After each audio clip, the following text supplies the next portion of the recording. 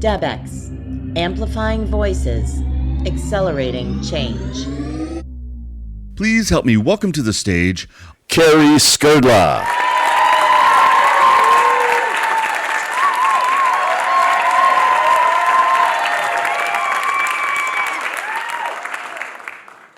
It was 2004 when I learned that my mother-in-law had a heart valve and it was faulty. It needed to be replaced. And within a week, she had a new heart valve.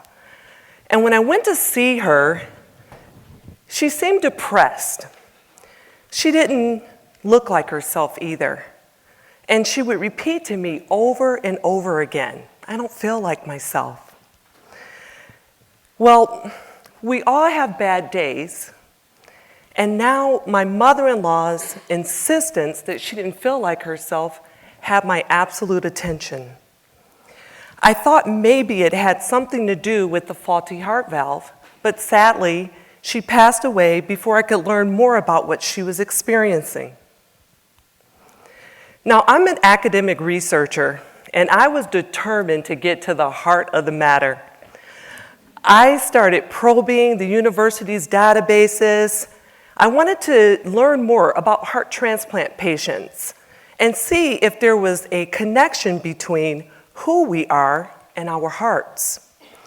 I found some very interesting data. I read about the experience of a very conservative gentleman that received the heart of a 15-year-old musician. And in doing so, he gained not only the love for rock and roll music that he didn't have before, but now he had the ability to play the guitar. In another case, an 11-year-old was given the heart of an 8-year-old murder victim. She had nightmares of being strangled every night after the transplant. Now, as odd as it might sound, it was the description of the man in her dreams that led to the arrest of the 8-year-old's killer. So through that research, I realized that I didn't know as much about the heart as I thought I did. I mean, I thought its job was just to pump blood around our bodies to keep us alive. Could the heart have a mind of its own? In order to have a mind, the heart would need the ability to think. And for that, the heart would need neurons. See, it was once thought that the only human organ that had neurons was the brain. But now we know that the heart has just as many neurons as well. And it's in constant communication with our mind. In fact, it's more like an argument between the heart and the mind because the two have very different agendas. Both are very important, but we need to know when to listen to which. So the brain's purpose is reasoning, awareness, and survival. Could you imagine the chaos we'd experience if we didn't have the aid of our minds to help us logically analyze our decisions? I mean, everything from crossing the street to deciding what to wear could be a complete disaster. Our brains informs us of what we have to do. Now, on the contrary, our hearts communicate what we want to do. It's there to convey to us our deepest desires. We experience what our heart wants through this vague feeling that some call a hunch or intuition. However, when it comes to matters of the heart and following our dreams, analysis can get in the way and just stop us.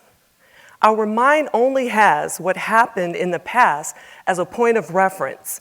So when we desire to start a new business or a new relationship, it may interfere. As I said before, the heart and the brain are in constant dialogue. And if I listened to my brain, I might not be standing here tonight. You see, I've always dreamt of being on stage and using my voice as a powerful instrument for change. Like, I know it's my calling. However, my brain was telling me otherwise. In its attempt to protect me, it presented me with every horrible idea that could possibly happen. What if your application gets rejected? What if nobody applauds? Or worse, what if people fall asleep during your talk? It took the intervention of my conscious mind to move with my heart and not my primal instincts of fight or flight. So, as you can see in my example, the mind's role is to keep us alive, while the heart's role is to have us be alive. Both are important and should be consciously balanced. But this balance is nearly impossible because we can't hear our own hearts anymore. So we keep striving in hope.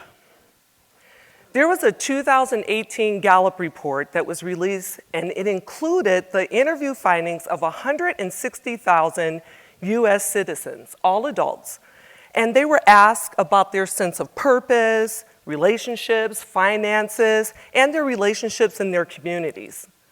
The report concluded that 61.5% of Americans were unhappy and unfulfilled.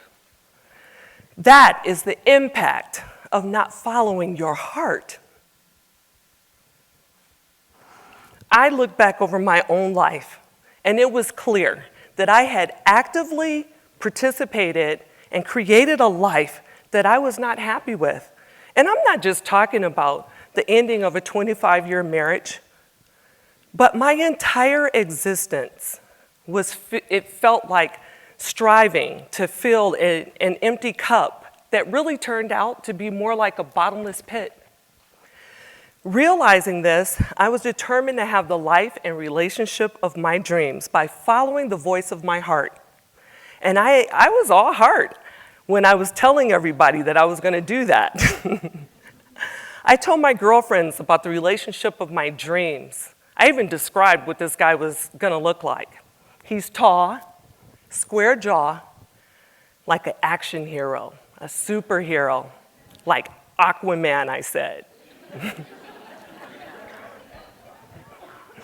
Not long after my declaration, I was sitting in a classroom, and I was doodling on a notepad, and I heard a voice, and it said to me, "Get up and go now."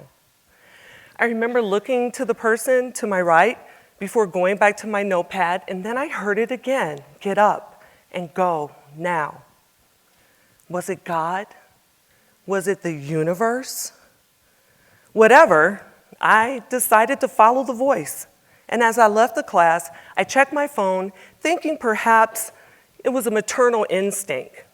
Are my children okay? So I checked on them, and they were fine. But I noticed a message from a friend inviting me to hear a speaker. It called to me, so I drove to that location, and as I walked in, I saw this man standing alone in the distance. I asked a mutual friend about the man, and he said, "That's Cari Skrdla. Let me introduce you." I can still remember shaking this man's hand in what seemed like slow motion. I knew I had just met my destiny. 2 years later, we were married. I know that this can be easier said than done. I understand that living from your heart is no easy task. It took courage to follow my heart, to live the life of my dreams. And it took courage to start over, to call a friend and ask for a place to stay. It took courage to be okay with being unfriended by friends and family members because I married a white man. Unfriend me because I'm getting my life back. It took courage to follow my heart. And 5 years later, I can still say I made the right decision. And that's what I want for you. I want you to open your heart. Once you sync with your heart, once you allow your heart to lead your life, anything, and I mean anything, is possible. Even marrying.